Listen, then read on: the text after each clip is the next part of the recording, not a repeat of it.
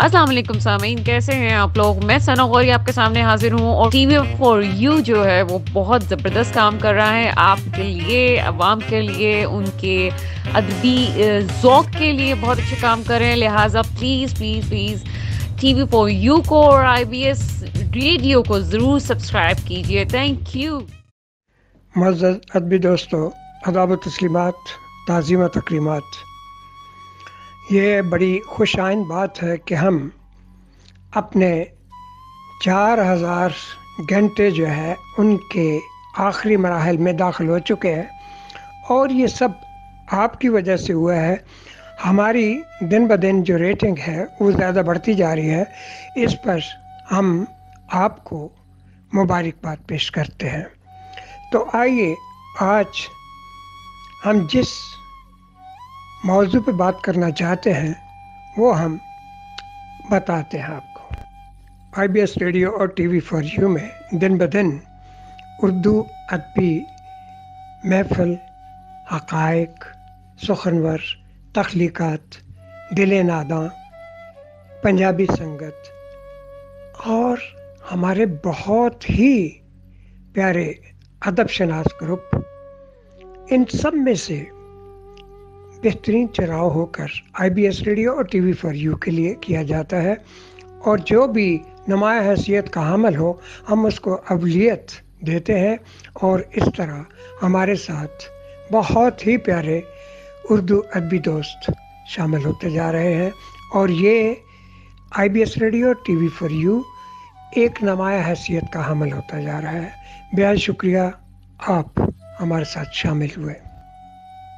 हक़ाइक़ की इंतज़ामिया ने ख़ुसूसी तौर पर एक अफ़साना मुंतख़ब किया है जिसका नाम है ज़ख्म खुर्दा और ये मेरा अफ़साना मेरी किताब सुलगती आग में मौजूद है। यह मजमूआ जो कि शाया हो चुका है उसमें सुलगती आग का नाम जब आप सब सामने आता है तो आपको पता चल सकता है कि इसमें कितने आला तरीन और क्लासिकल अफ़साने इसमें मौजूद होंगे। इंशाअल्लाह हम अनकरीब हम इन अफ़सानों का तज़किरा आहिस्ता आहिस्ता करते चले जाएंगे। तो आइए आज का अफ़साना जो कि हक़ाइक़ की इंतज़ामिया ने हमें भेजा है, ज़ख्म खुर्दा, वो कौन है जो कि ज़ख्म खुर्दा को अपनी बेहतरीन सलाहियतों से अदायगी करते हुए आप तक पहुंचाना चाहते हैं। तो हम अभी उनको इस्तक़बाल करते हुए ये कहेंगे कि आ जाएं और अब हमको बताएं। जी, ये है वो शख्सियत जिनका तज़किरा ऊपर मैं कर चुका हूँ।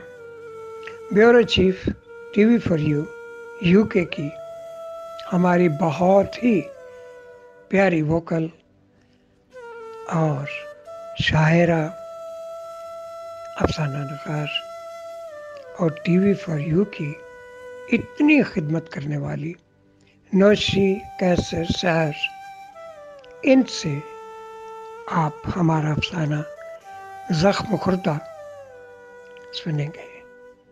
तो इनकी पसीराई ज़रूर कीजिएगा क्योंकि ये बहुत मेहनत कर रहे हैं। शुक्रिया।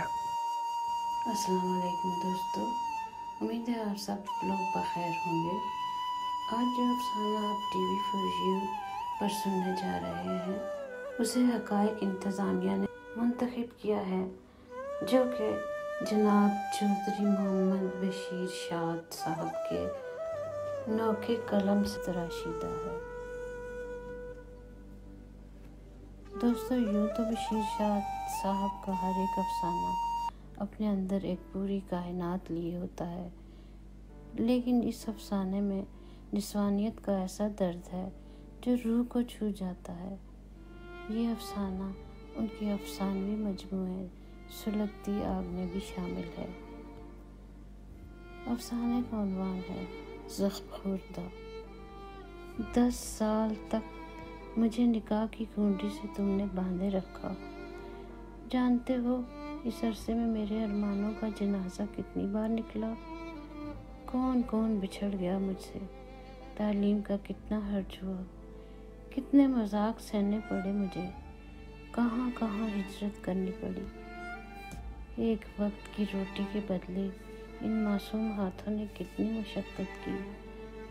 سوچوں کے انبار مکڑی کے جالے کی مانند کس طرح حاوی ہوئے مجھ پر۔ نسوانی شرم و حیا کے پیکر کے شفاف آئینے پہ معاشرے کی دبیج دھند کتنی بار چھاتی رہی۔ امیدوں کے چراغ کس طرح طوفانی ہواؤں سے بچاتی رہی ہوں میں۔ سمندر کی گہرائی میں ڈوب کر سانس برقرار رکھنے کا جان لیوا تجربہ کیا ہے میں نے۔ لک و دک صحرائی سرابی ریگ کی شکست ریخت میں تا فلک بگولوں کے دائرے میں بے یار و مددگار پستی رہی ہوں۔ ہر شب خوابوں میں بھی جنگلی جانوروں سے نبر آزما رہی۔ ڈراؤنی ڈراؤنی سی اشکال دیکھ کر یوں لگتا تھا کہ میں صف نازک سے چڑیل کا روپ ڈھال لوں گی۔ اے کاش ایسی تبدیلی آ جاتی تو بہتر تھا۔ کیسے تبدیل کر لیتی میں خود کو۔ میں آدم کی بائیں پسلی سے پیدا کردہ حوا تھی، اسی لیے وفا پر قائم رہی۔ کیا تمہیں میرے چہرے کی لکیروں کے رد و بدل سے کوئی تاثر نہیں ملتا تھا؟ کیا تمہیں یہ بھی یاد نہیں رہا کہ بچپن سے ہم ایک ساتھ کھیلتے رہے ہیں؟ بھول گئے نا سب کچھ؟ 10 سال کا سب کو تمہارے سمیت نکاح کی بہت جلدی تھی۔ 14 سالہ لڑکی کو 18 سال کی ظاہر کر کے شناختی کارڈ بنوانا تم سب کی خواہش تھی۔ سن بلوغت کی اونچ سے ہی میں تمہارا کہا مانتی گئی۔ ہاں میں مانتی ہوں، میں اپنا سایہ تک تمہارے سائے میں مگن کرنا چاہتی تھی۔ تمہیں تو سب کچھ بنا مانگے مل رہا تھا۔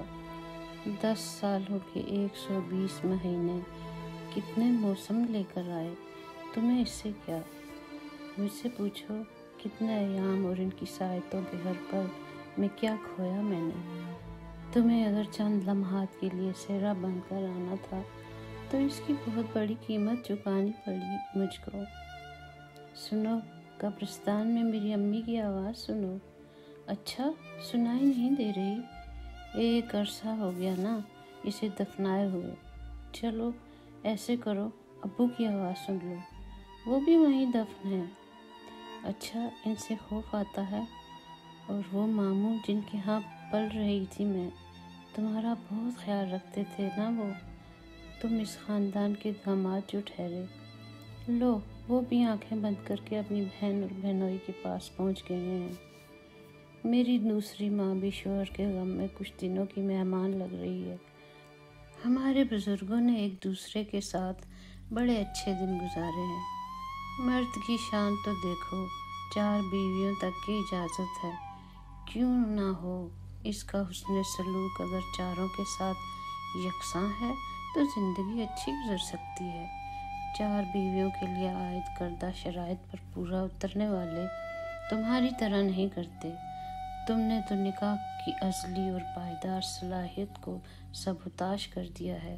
لو، میری چھوٹی امی بھی اس جہاں سے کوچ کر گئی ہیں۔ ہاں چلی گئی وہ بھی اپنے مرحوم خاوند ارجمند کے پاس۔ یادوں کا ایک سمندر پیچھے چھوڑ گئے ہیں سب۔ میں ہجر تلاطم کے بے رحم منجدار میں پستی جا رہی ہوں۔ میرے بدن کا رواں رواں زخم خوردہ ہے، ٹیسیں اٹھتی ہیں، ماتم کنا ہوں مگر خاموشی میں پستی جا رہی ہوں۔ درما تلاش کر رہی ہوں کیونکہ میں منقوع ہوں۔ میرا نام، میرا حسب و نسب، خود ساختہ عمر شوہر نامدار کی امانت ہے، یہاں تک کہ مجازی خدا کے آنے تک اسی کے انتظار میں راستوں کی دھول کا لبادہ اوڑھنا اولین فرض ہے۔ لیکن وہ ہے کہاں؟ اسے کون تلاش کر کے لائے؟ یہ 10 سالہ ڈائریاں تمہارے پڑھنے کے لیے نہیں ہیں، یہ میں نے اس لیے تحریر کیے ہیں کہ ان کے تمام تر صفحات میری سچائی اور لگن کی گواہی دیں۔ 14 سالہ لڑکی کے خیالات ایک نقطے پر جامد کر کے تم سب نے نکاح کی رسم پوری کر دی۔ میں بھی گڈی گڈے کے کھیل کو بچپن سے پسند کرتے کرتے اپنے دلہا کے پلو سے بندھ گئی۔ ہر شب تمہاری تصویر سامنے رکھے باتیں کرتی، صبح گھر گھرستی میں ڈوب جاتی۔ موسم بہار اپنے جوبن پر ہوتا تو جوان خون کی گردش باغوں میں کھلے پھول کی ہر پتی پر براجمان تتلی کے پنکھ کی حرکات و سکنات میں کھو جاتی۔ پرندوں کا چہچاتے ہوئے سرے شام گھر کو لوٹ جانا بدن میں ہلچل مچاتا رہا۔ شجر ہجر اور ہر ذی روح میں تغیرات مجھ پر اثر انداز ہوتے رہے۔ کئی پل تو ایسے بھی گزرے کہ ہلکی سی آہٹ پر نظریں مرکوز کیں، لیکن ہر بار منہ کی کھانی پڑی۔ میں ایسے معاشرے کی بیٹی تھی جہاں والدین کی چار دیواری سے سسرال کے گھر کی چار دیواری تک کا سفر بڑی پابندیوں میں رہ کر احسن طریقے اور سلیقے سے طے کرنا پڑتا ہے۔ یہی ہمارے عمدہ کردار کی عکاسی بھی کرتا ہے۔ بے شک اسی پرکار بند رہتے ہوئے مجھے تم تک رسائی کرنی تھی۔ تم ایسے کرو، تھوڑی دیر کے لیے ایک جوان لڑکی کا حقیقت میں روپ ڈھال لو۔ ہاں اب بتاؤ 10 سال کیسے گزرے؟ دیکھا لڑکی بننے سے انکار کر دیا نا تم نے۔ کون چاند کی چاند اپنے پاکیزگی کی ضمانت دیتا پھرے؟ کیا کہا؟ پھر سے بولو۔ واہ، یہ کی نا تم نے اپنے مطلب کی بات۔ سنو، سارے مرد ایک سے نہیں ہوتے، ورنہ دنیا سے وفاداری ختم ہو جاتی، نئی پود کے لیے اعلیٰ بیج کا فقدان ہو جاتا۔ تمہیں اچھی طرح معلوم ہے نا کہ عورتیں مردوں کی کھیتیاں ہیں۔ کسی کھیتی میں اعلیٰ بیج بونے سے پہلے اسے قابل کاشت بنانے کے لیے اس کی مٹی کو خوب سنوارا جاتا ہے۔ اس کو عدل بدل کر کے سورج کی کرنوں اور پانی سے نمی دے کر اس پر کاشت کی جاتی ہے۔ کھیتی سے فصل اگتی ہے تو اس کا سینہ پھاڑ کے کوپل نمودار ہوتی ہے۔ جو کسان بیج زمین میں ڈال کے اسے بھول جائے، اس کی فصل خراب ہو جاتی ہے۔ تم نے یہ بھی تو کہیں پڑھا ہوگا، عورت پسلی کی طرح ہے، پسلی کو اگر دباؤ گے تو ٹوٹ جائے گی۔ پھر تم ہی بتاؤ، پسلی کو پیار کے دباؤ کی ضرورت ہے یا سختی بھرے رویوں کی؟ عجیب سی بات ہے نا یہ بھی کہ کسی کھیتی کا کوئی برسوں سے والی وارث نہ ہو تو پھر یوں کہنا غلط نہ ہوگا کہ اس کھیتی پر یقیناً کوئی اور راج کرے گا۔ دیکھا، بری لگی نا میری بات؟ چلو پھر بیٹھو میرے سامنے، 10 سالہ ڈائری کا ایک ایک ورق پڑھ کے سناتی ہوں۔ پسند آئے تو باقی ماندہ اوراق اجلہ روسی میں سہاگ راس کے وقت سناؤں گی۔ جب تمام رودات سن لو گے تو میں سمجھ لوں گی کہ یہ بنجر زمین تمہاری ہے، تمہیں اسے خوب سنوار کر قابل کاشت بنا لینا، پھر دیکھنا اس سے فصل کیسی اگتی ہے۔ اوہ، میں تو بھول ہی گئی کہ ڈائری کا ایک ورق ابھی تمہیں سنانا ہے۔ وہ ٹھٹھرتی سی سردیوں کی ایک طویل رات تھی، ہر سو سناٹا تھا۔ ایک مختصر کمرے میں مقیم تنہائی کا شدت سے سامنا کر رہی تھی میں۔ کوئی آس پاس نہیں تھا جو مجھ بیمار کا حال پوچھتا۔ ملیریا بخار سے کپ کپاہٹ پورے بدن کو لپیٹ میں لیے موت کے فرشتے کو دعوت دے رہی تھی۔ پانی کے لیے باورچی خانے تک جانا مشکل تھا۔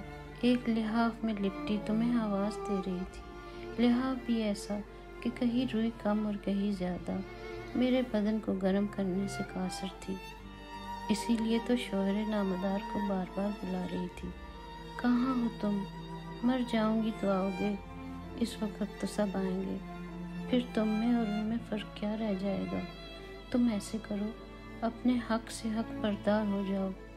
فون کی سہولت موجود ہے، تم فون کر کے میرا حال تو پوچھ سکتے تھے۔ سیل فون کی گھنٹی بجی، نحیف آواز میں ہیلو کہا تو تم نہیں تھے۔ وقاحت کی بنا پر فون کی سطح سرابی کال کا روپ دھار چکی تھی۔ میں نے باتیں شروع کر دی۔ طوفان بعد بارہ نے باہر کے ماحول کو خوفناک بنا دیا تھا۔ रात फिर भी अपनी परेशानियों और तन्हाइयों की दास्तानें यके बाद दीगरे सुना सुना कर फजर की अज़ान सुनी तो फ़ोन की सतह को गौर से देखा। इसमें तो जान ही नहीं थी। सेल्फ चार्ज होता तो किसी से बात हो पाती।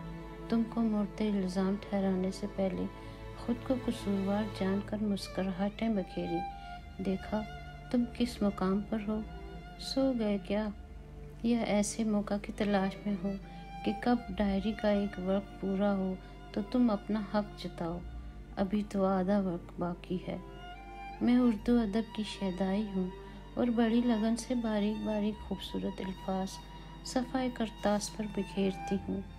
तुम अगर सुनना नहीं चाहते तो फिर सही। यूं घूर घूर के क्या देख रहे हो? बेजार हो गए क्या?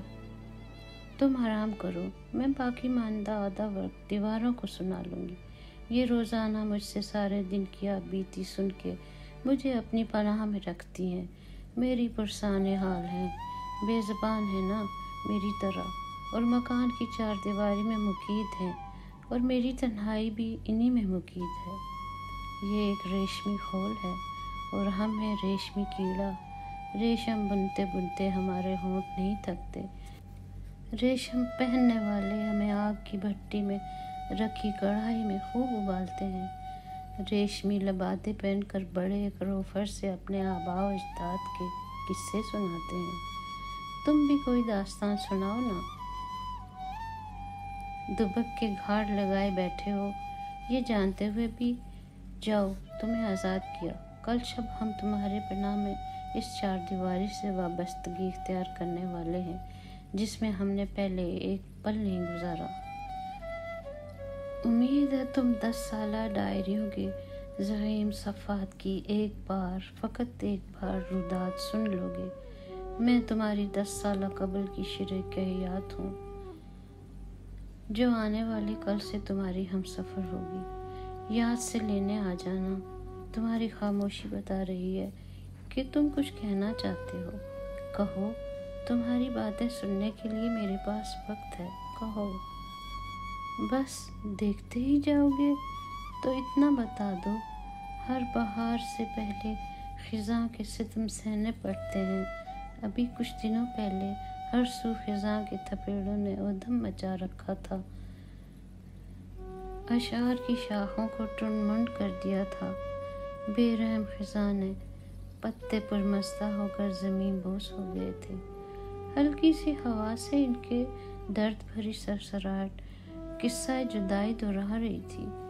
शायरों पर उदासी छा गई। अदीबों ने इनके आमद खेस मनाज़र को कलमबंद किया।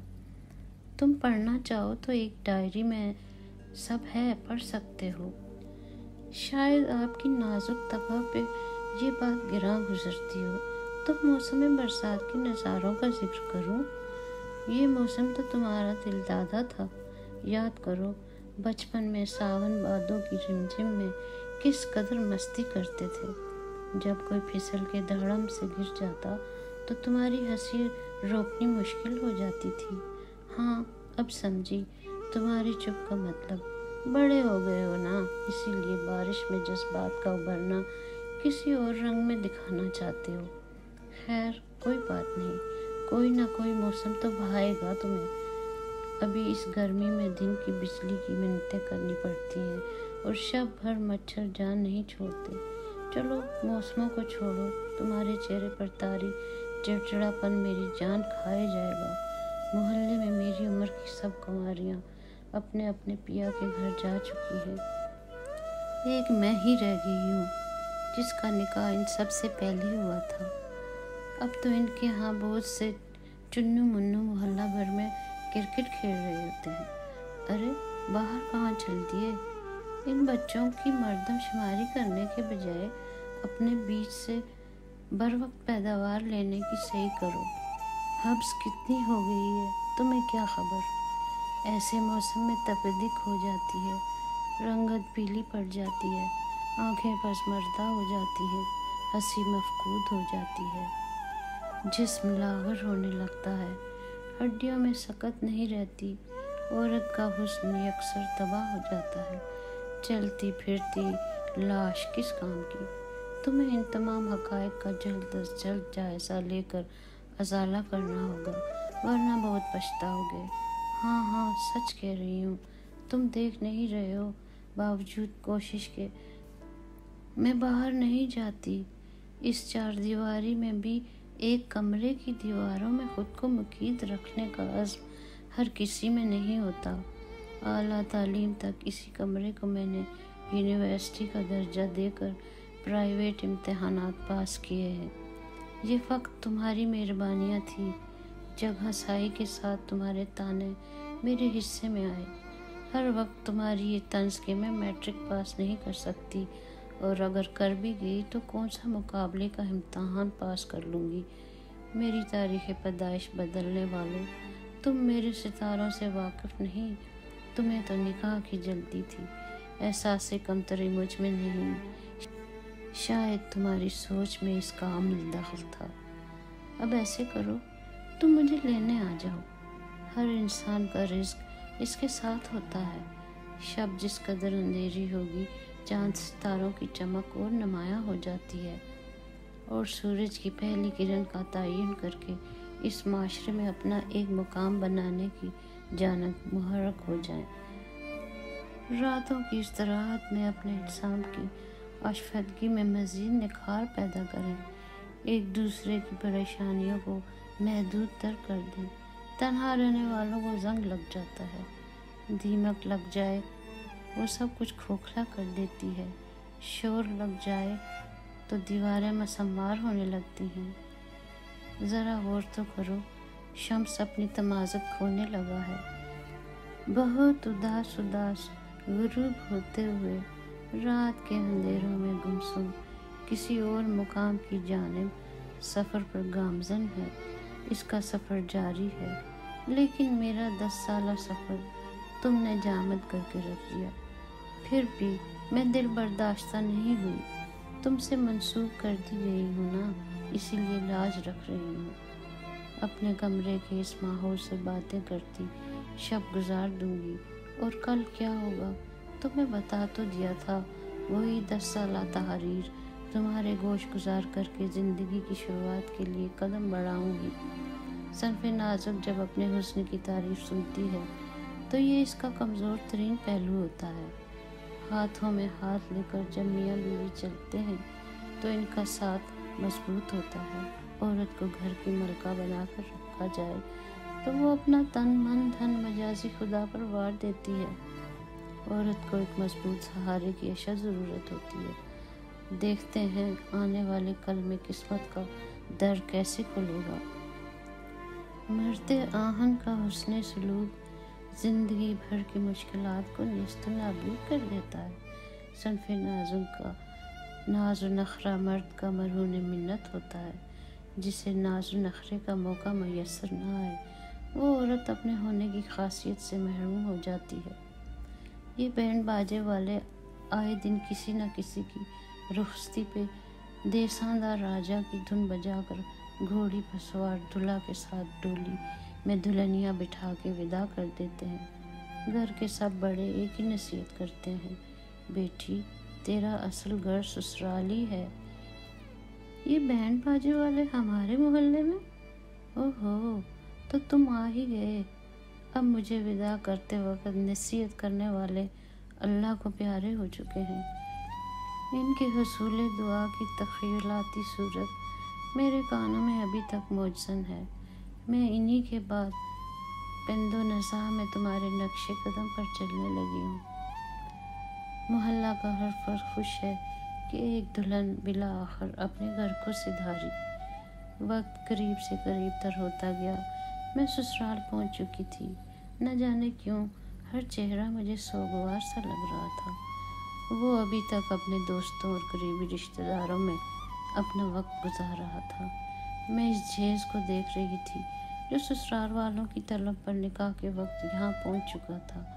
یہ اپنی حالت زار دبی دبی زبان میں سنا رہا تھا، اور میں اپنے ساتھ 10 سالہ پرانی ڈائریوں کا پلندہ بھی لائی تھی جو میری زندگی کا حاصل تھا۔ اجلائے عروسی کا دروازہ قدرے کھل کر بند ہوا، ہلکی سی چین کی آواز ابھری، کنڈی کے حفاظتی خور میں آہنی دستہ اپنی گرفت مضبوط کر چکا تھا۔ 90 تلے قدم مسحرے کی جانب رواں دواں ہوئے۔ نئی نویلی مگر ایک دہائی کی منقوہ کا طویل انتظار ختم ہوا۔ ابتدائی تمہید باندھے بنا شوہر نامدار اپنے لبادے سے باہر آنے میں انتہائی بےتاب نظر آئے۔ کن اکھیوں سے جائزہ لیتے ہوئے میں نے انہیں ڈائری کے چند صفحات سنانے کا تذکرہ کیا تو وہ تلملا اٹھا۔ بہت ہو گئی، دفن کر دو انہیں منو مٹی تلے، نہیں پڑھنی مجھے یہ قیمتی داستان، جو تم پر فرض ہے اسے پورا کرو، کے ساتھ ہی کمرے کی روشنی بجھا کر ماحول تاریکی میں ڈبو دیا گیا۔ میں نے بڑی جرت کا مظاہرہ کرتے ہوئے اسے خشک زمین کو نمی کی رطوبت سے مالا مال کر کے بیج بونے کو کہا تو وہ پھٹ پڑا، وحشیانہ روش اپنائے، وہ جن سے مخالف کی خواہشات کو پامال کیے اپنی مردانہ قوت کا بھرپور وار کر رہا تھا۔ درد کی شدت مگر زبان بندی نے ہونٹوں پر لگے قفل کو واہ نہ کیا۔ صف نازک کا حساس بدن رطوبت کے بجائے جسمانی ریشوں سے گرم گرم خون اگل رہا تھا۔ بنا طلب ہمراہ یک طرفہ تکمیل خواہش جبر ہی تو ہے۔ حیوانی لاوے کے اختتام تک میرے چہرے کی تلخیاں جاننے والا اندھیرا میری تکالیف کو اپنے اندر سمیٹ چکا تھا۔ روشنی میں خون کی رنگت آشکارا ہوئی تو ایمبولینس میں مجھے ہسپتال لے جایا جا رہا تھا۔ ایک تصویر سامنے ابھری۔ کاشتکار اپنی زمین میں پانی کو وافر مقدار سے اس کی سطح نرم کر کے باسمتی چاول کی پنیری انگوٹھے کے داب سے لگا رہا تھا۔ فصل ہری بھری لہلاتی ہوئی اپنی نرم نرم کونپلوں کی نمود و نمائش کر رہی تھی۔ لیڈی ڈاکٹر نے دلہا کو معنی خیز نظروں سے دیکھتے ہوئے نصیحت کر رہی تھی کہ مجھے 40 ایام تک مکمل آرام کی اشد ضرورت ہے۔ ٹھیک ہی تو کہا، ایک لیڈی ڈاکٹر نے۔ ایک سفید نازک کی خواہشات کا قتل ہو چکا تھا۔ بعد از مرگ انسانی فطری خواہشات 40ویں تک میں پھر اسی پرانے کمرے میں خود کلامی کرتی رہی۔ خاوند نے کوئی ڈھارس نہ بندھائی، نہ ہی اپنا فرض پورا کیا۔ ان حالات میں 10 ڈائریوں کی روداد ایک ایسی ادبی شخصیت کے گوش و گزار کی جس نے مجھے حوصلہ دیا۔ وہ ہر بار کہتے کہ یہ 10 ڈائریاں 10 کتب ہیں، دھیرے دھیرے چھپ جائیں گی، ان سے دوستی کر لو کیونکہ کتاب بہترین دوست ہوتی ہے۔ میری سوچ کا محور بالکل تبدیل ہو چکا تھا۔ میرے اندر ایک شمع روشن ہو چکی تھی۔ میں نے اپنی تعلیم کو بروئے کار لاتے ہوئے کسی اچھی نوکری کی تلاش شروع کر دی۔ سمجھ آئی کہ ہر لڑکی کو اپنے پاؤں پر کھڑا ہونا بہت ضروری ہے۔ پھر سے خاوند نے دھمکیاں دینی شروع کی، واپس آؤ نہیں تو طلاق دے دوں گا۔ اس بار مجھے ہنسی آئی۔ میں نے اسے برملا کہا کہ اگر آپ ایسا کرنا چاہتے ہیں تو مجھے کوئی اعتراض نہ ہوگا۔ جہاں آپ نے میری کم عمر کو زیادہ لکھوا کر نکاح کے بندھن میں میرے 10 سال ضائع کیے ہیں وہی کافی ہے۔ آپ سے آزادی ملتے ہی میں بھی اپنا چناؤ اپنی امنگوں کے مطابق ایسی شخصیت کا کروں گی جو حقیقی طور پر خواہشات کی مد میں جبر نہیں کرے گا۔ ہر روز کے تانوں سے بچاؤ کا حل اسی میں ہے کہ آپ سب کے غرور و تکبر سے دور ہو جاؤں۔ جی ہاں، دے دیجیے طلاق اور اپنی یک طرفہ یہ خواہش بھی پوری کر لیں۔ میں کسی خوف میں مبتلا رہنا نہیں چاہتی۔ اب مجھے زندہ رہنے کا ڈھنگ آ چکا ہے۔ دوستو، ہمیں امید ہے کہ یہ افسانہ آپ کو پسند آئے گا۔ اس کو سننا اور اپنے دوستوں سے شیئر کرنا مت بھولیے، کیونکہ ایسے حالات و واقعات ہمارے اطراف میں موجود رہتے ہیں۔ ہمیں ان کی نشاندہی کر کے ان کا سدباب کرنا ضروری ہے۔ پیارے دوستو، آئندہ تک کے لیے ہمیں اجازت دیجیے۔ اللہ نگہبان۔ معزز ادبی دوستو، آداب و تسلیمات، تعظیم و تکریمات۔ میں ہوں سعدیہ کوکب قریشی، ایبٹ آباد، پاکستان سے۔ تو معزز سامعین و ناظرین، میری خواہش ہے IBS ریڈیو اور TV فار یو کے چینل کو سبسکرائب کیجیے، کیونکہ ہم جیسے حساس شعراء و ادباء اور فنکاروں کا اثاثہ یہی ہے کہ آپ ہمیں اپنی قیمتی آراء سے آگاہ کرتے رہیں۔ بہت شکریہ۔